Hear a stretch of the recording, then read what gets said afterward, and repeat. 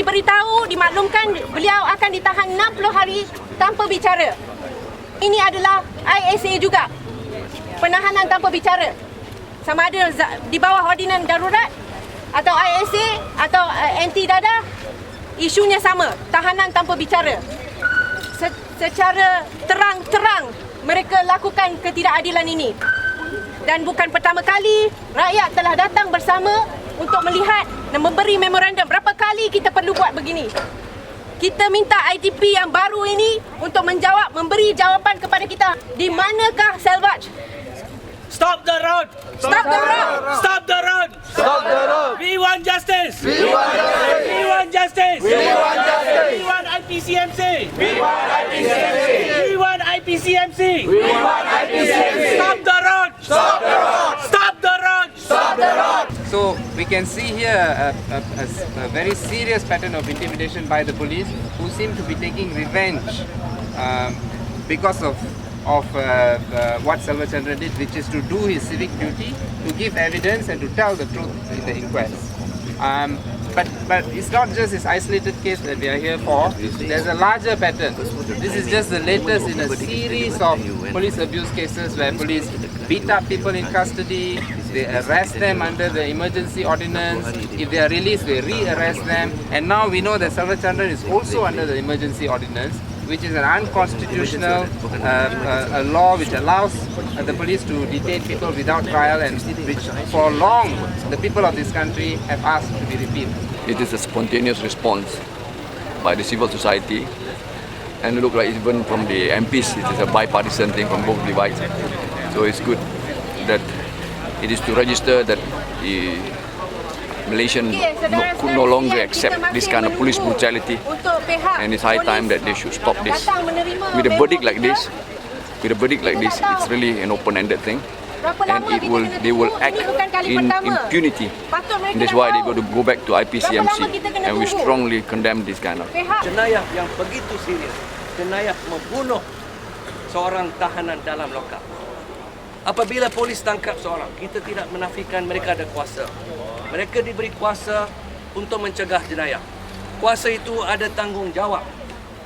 Kita bagi kuasa yang besar pada mereka. Sebab itu bila mereka tangkap dan simpan seorang dalam lokap, adalah tanggungjawab mereka untuk pastikan orang itu selamat. Well, I'm really actually very, very concerned. I mean, the reports of, the children being forced to look at, what was being done to the father and things like that.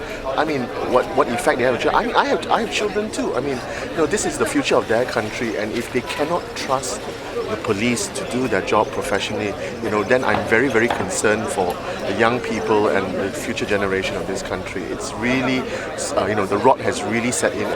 Now this is a very serious issue, given that he's a witness.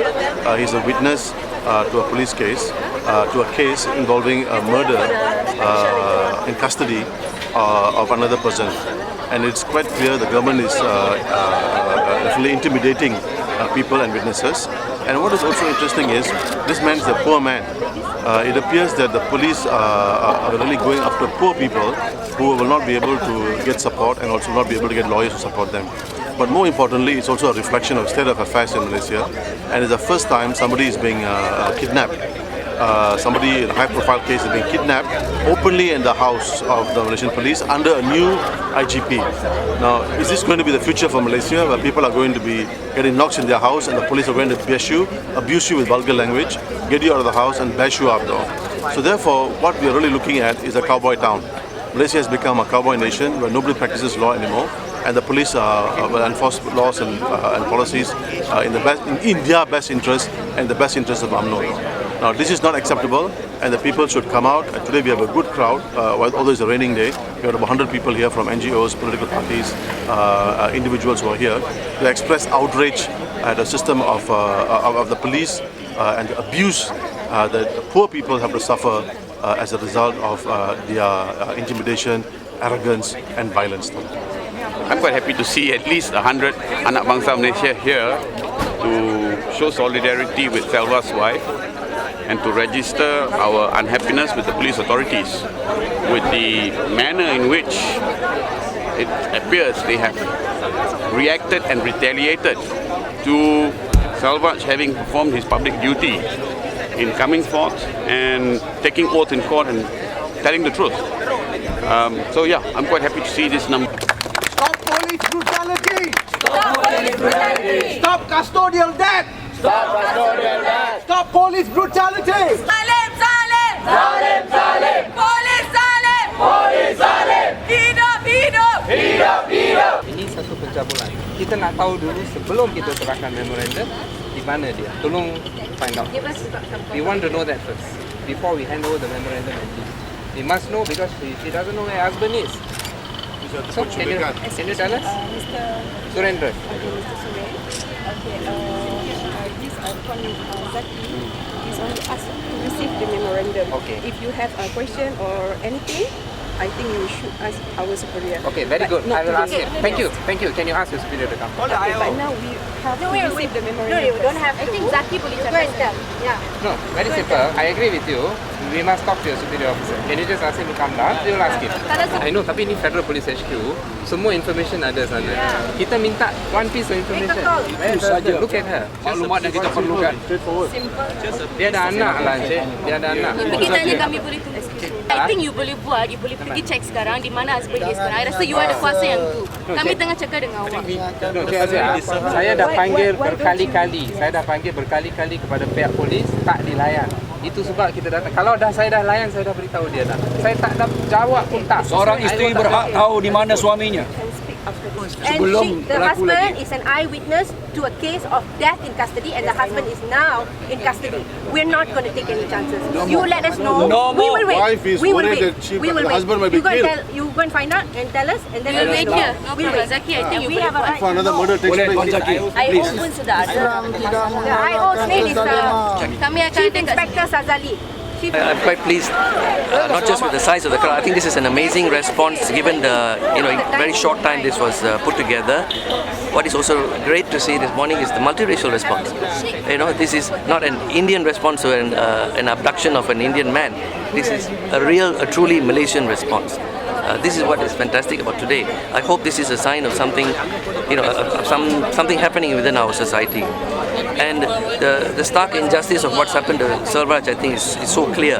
The police revenging themselves on a witness who gave evidence in court as a witness of police brutality. He witnessed a fellow detainee in Central Police Lockup being beaten, who died finally, Gunasekara. He gave evidence in court. And the moment the magistrate returned an open verdict, which is a nonsensical verdict as far as I'm concerned, based on the evidence, the police went straight to his house that night, used violence on the door, beat him up in front of his family, and basically, as far as I'm concerned, abducted him. It's a kidnapping. Because why?